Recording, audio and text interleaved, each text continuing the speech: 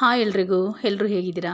ಬನ್ನಿ ಇವತ್ತು ಹೆಸರುಕಾಳು ಚಿಕ್ಕಡಿಕಾಯಿ ಹಾಕ್ಬಿಟ್ಟು ಸಿಂಪಲ್ಲಾಗಿ ತವೆ ಮಾಡೋದು ಹೇಗೆ ಅಂತ ನೋಡ್ಕೊಂಬರೋಣ. ಹಾಗೆ ಅದ್ರ ಜೊತೆಗೆ ಮುಲ್ಲಂಗಿ ಪಲ್ಯ ಕೂಡ ಹೇಗೆ ಮಾಡೋದು ಅಂತ ನೋಡ್ಕೊಂಬರೋಣ. ತುಂಬಾ ರುಚಿಯಾಗಿರುತ್ತೆ, ಹಾಗೆ ಸಿಂಪಲ್ಲಾಗಿ ಟೇಸ್ಟಿಯಾಗಿರುತ್ತೆ. ಬನ್ನಿ ಈಗ ಅದು ಹೇಗೆ ಮಾಡೋದು, ಅದಕ್ಕೆ ಏನೇನು ಬೇಕು ಅಂತ ನೋಡ್ಕೊಂಬರೋಣ. ನೋಡಿ, ಮೊದಲಿಗೆ ಒಂದು ಕುಕ್ಕರ್ ತೊಗೊಂಡು ನೆನೆಸಿಟ್ಕೊಂಡಿರೋ ಅಂಥ ಹೆಸರುಕಾಳನ್ನ ಹಾಕ್ಕೊಳ್ಳೋಣ. ನಾನು ಇದು ಮಾರ್ನಿಂಗೇ ನೆನೆಸಿಟ್ಟಿದ್ದೆ. ನಾನು ನೆನೆಸಿಟ್ಟಿರೋ ನೀರಿನ ಸಮೇತ ಹಾಗೆ ಹಾಕ್ಕೊಳ್ತಾ ಇದ್ದೀನಿ. ನಿಮಗೆ ನೀರು ಎಷ್ಟು ಬೇಕೋ ಅಷ್ಟು ನೋಡಿ ಈಗಲೇ ಹಾಕ್ಕೋಬೇಕಾಗತ್ತೆ. ಹಾಗೆ ಚಿಕ್ಕಡಿಕಾಯಿ,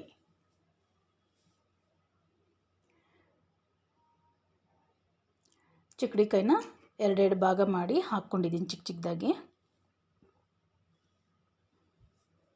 ಇದ್ರ ಜೊತೆಗೆ ನೀವು ಬೇಕಾದರೆ ಇದರ ಚಿಕ್ಕಡಿಕಾಯಿ ಬದಲಿಗೆ ಹೀರೆಕಾಯಿ ಹಾಕಿದ್ರೂ ತುಂಬಾ ಚೆನ್ನಾಗಿರುತ್ತೆ. ಈಗ ರುಚಿಗೆ ತಕ್ಕಷ್ಟು ಉಪ್ಪನ್ನು ಹಾಕ್ಕೊಂಡು 2ರಿಂದ 3 ವಿಸಿಲ್ ಕೂಗಿಸ್ಕೊಂಡ್ರೆ ನೀಟಾಗಿ ಬೆಂದಿರುತ್ತೆ. ಇದು ಚಪಾತಿ ಜೊತೆಗೆ ತುಂಬಾ ಚೆನ್ನಾಗಿರುತ್ತೆ. ಬನ್ನಿ ಈಗ ಇದನ್ನ 2ರಿಂದ 3 ವಿಸಿಲ್ ಕೂಗಿಸ್ಕೊಳ್ಳೋಣ. ಅದು ಕೂಗೋಷ್ಟರಲ್ಲಿ ನಾವು ಸಿಂಪಲ್ಲಾಗಿ ದಂಟಿನ ಸೊಪ್ಪಿನ ಪಲ್ಯ ಮಾಡೋದು ಹೇಗೆ ಅಂತ ನೋಡ್ಕೊಂಬರೋಣ. ಹೆಲ್ದಿಯಾಗಿ ತಿನ್ನೋವಂಥವ್ರಿಗೆ ಮಾತ್ರ ಇದು. ನೋಡಿ, ಒಂದು ಪಾತ್ರೆ ತೊಗೊಂಡು ಆ ಪಾತ್ರೆಗೆ ತೊಳೆದಿಟ್ಕೊಂಡಿರೋ ಅಂಥ ಕೆಂಪು ದಂಟು ಹಾಕ್ಕೊಳ್ತಾ ಇದ್ದೀನಿ. ಅದಕ್ಕೆ ಒಂದು ಸಣ್ಣ ಗ್ಲಾಸಷ್ಟು ನೀರನ್ನು ಹಾಕ್ಕೊಳ್ತಾ ಇದ್ದೀನಿ. ಹಾಗೆ ಒಂದು 5-6 ಪಾಯಿ ಬೆಳ್ಳುಳ್ಳಿ ಹಾಕ್ಕೊಂಡು ಇದನ್ನು ಬೇಯಲಿಕ್ಕೆ ಬಿಟ್ಬಿಡೋಣ. ಒಂದು ಅರ್ಧ ಬೆಂದಾದಮೇಲೆ ಉಪ್ಪನ್ನು ಹಾಕ್ಕೊಳ್ಳೋಣ.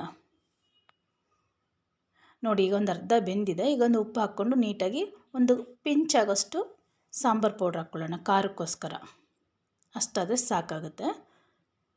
ಇದನ್ನು ನೀಟಾಗಿ ಮಿಕ್ಸ್ ಮಾಡಿಕೊಂಡು ಇನ್ನೊಂದು 5 ನಿಮಿಷ ಬೇಯಿಸ್ಕೊಂಡ್ರೆ ಸಿಂಪಲ್ಲಾಗಿ ಹೆಲ್ದಿಯಾಗಿ ಸೊಪ್ಪಿನ ಪಲ್ಯ ಆಗುತ್ತೆ. ಹೆಲ್ದಿಯಾಗಿ ತಿನ್ನೋರಿಗೆ ಮಾತ್ರ ಇದು. ನೋಡಿ, ಇದಾಗಿದೆ, ನೀಟಾಗಿ ಬೆಂದಿದೆ. ನಾನು ಸೊಪ್ಪನ್ನ ಹಚ್ಚಿಟ್ಟಿಲ್ಲ, ಹಾಗಾಗಿ ಹಾಕಿದ್ದೀನಿ. ಇದು ಹಾಗೆ ತಿನ್ನಲಿಕ್ಕೆ ಚೆನ್ನಾಗಿರುತ್ತೆ. ಹಾಗೆ ಬೇಯಿಸ್ಕೊಂಡು ಇದು ತುಂಬ ಚೆನ್ನಾಗೇ ಇರುತ್ತೆ. ಹೆಲ್ದಿಯಾಗಿ ತಿನ್ನಬೇಕು ಅನ್ನೋರಿಗೆ ಒಂದು ಸ್ವಲ್ಪನೂ ಆಯಿಲ್ ಹಾಕ್ಕೊಳ್ದೆ ನಾವು ಬೇಯಿಸ್ಕೊಂಡಿರೋದ್ರಿಂದ ಬೆಳ್ಳುಳ್ಳಿ ಹಾಕಿದ್ದೀವಲ್ಲ, ಆ ಬೆಳ್ಳುಳ್ಳಿ ಫ್ಲೇವರ್ ಒಳ್ಳೆ ಚೆನ್ನಾಗಿರುತ್ತೆ ತಿನ್ನುವಾಗ. ನೋಡಿ, ಇದು ಕುಕ್ಕರ್ ಕೂಗಿದೆ.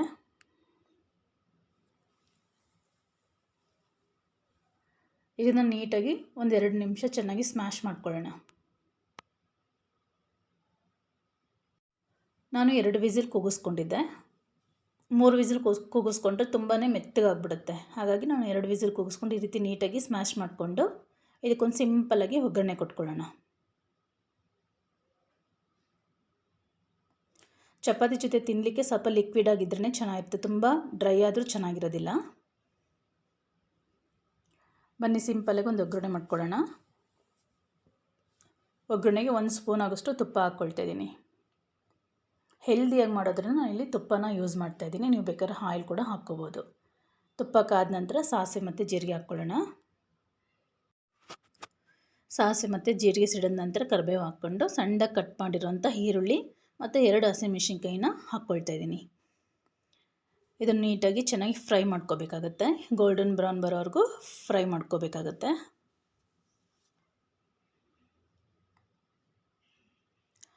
ನೋಡಿ, ಈಗ ಚೆನ್ನಾಗಿ ಫ್ರೈ ಆಗಿದೆ. ಈಗ ಇದಕ್ಕೆ ನಾವು ಬೇಯಿಸಿಟ್ಕೊಂಡಿರೋಂಥ ಹೆಸರುಕಾಳು ಮತ್ತು ಚಿಕ್ಕಡಿಕಾಯಿ ಹಾಕಿ ಬೇಯಿಸಿದ್ವಲ್ಲ, ಆ ತವೆನ ಹಾಕ್ಕೊಳ್ಳೋಣ.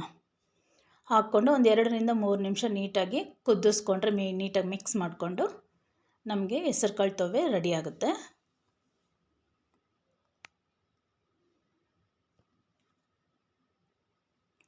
ತುಂಬಾ ರುಚಿಯಾಗಿರುತ್ತೆ. ಮರೀದೆ ಒಂದು ಸಲ ಟ್ರೈ ಮಾಡಿ ನೋಡಿ.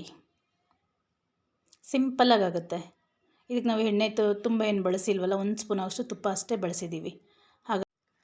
ಈಗ ಮೇಲುಗಡೆ ಒಂದು ಸ್ವಲ್ಪ ಕೊತ್ತಂಬರಿ ಸೊಪ್ಪು ಹಾಕ್ಕೊಂಡು ಮಿಕ್ಸ್ ಮಾಡಿಕೊಂಡ್ರೆ ನಿಮಗೆ ಹೆಸರುಕಾಳು ತವೆ ರೆಡಿ ಆಗುತ್ತೆ. ಬನ್ನಿ ಈಗ ಮುಲ್ಲಂಗಿ ಪಲ್ಯ ಮಾಡೋದು ಹೇಗೆ ಅಂತ ನೋಡ್ಕೊಂಬರೋಣ. ನೋಡಿ, ಬಾಣಲಿಗೆ 1 ಸ್ಪೂನ್ ಆಗೋಷ್ಟು ತುಪ್ಪ ಹಾಕ್ಕೊಳ್ತಾ ಇದ್ದೀನಿ. ತುಪ್ಪ ಹಾಕ್ಕೊಂಡು ನಾರ್ಮಲಾಗಿ ಸಾಸಿವೆ ಮತ್ತು ಜೀರಿಗೆ ಹಾಕ್ಕೊಳ್ಳೋಣ. ಸಾಸಿವೆ ಜೀರಿಗೆ ಸಿಡಿದ ನಂತರ ಕರಿಬೇವು ಹಾಕ್ಕೊಳ್ಳೋಣ. ತುಂಬ ಜನಕ್ಕೆ ಮುಲ್ಲಂಗಿ ಇಷ್ಟ ಆಗಲ್ಲ. ಈ ರೀತಿ ಮಾಡಿ ನೋಡಿ, ಚೆನ್ನಾಗಿರುತ್ತೆ. ನೋಡಿ, ಮುಲ್ಲಂಗಿನ ತುರಿದ್ಬಿಟ್ಟು ನೀಟಾಗಿ ಆ ರಸ ಎಲ್ಲ ಹಿಂಡ್ಬಿಟ್ಟು ಅದನ್ನು ಹಾಕ್ಕೊಳ್ತಾ ಇದ್ದೀನಿ.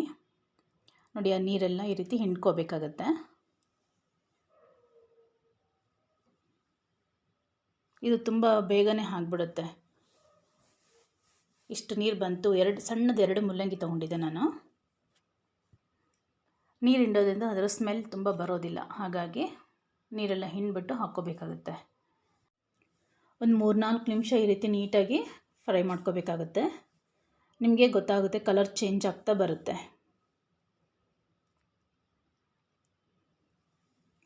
ಈಗ ಲೈಟಾಗಿ ಒಂದು ಸ್ವಲ್ಪ ನಿಮಗೆ ಟೇಸ್ಟಿಗೆ ಎಷ್ಟು ಬೇಕಾಗುತ್ತೋ ಇದಕ್ಕೆ ಉಪ್ಪನ್ನ ಸ್ವಲ್ಪ ಆದಷ್ಟು ಕಮ್ಮಿ ಹಾಕ್ಕೋಬೇಕಾಗತ್ತೆ.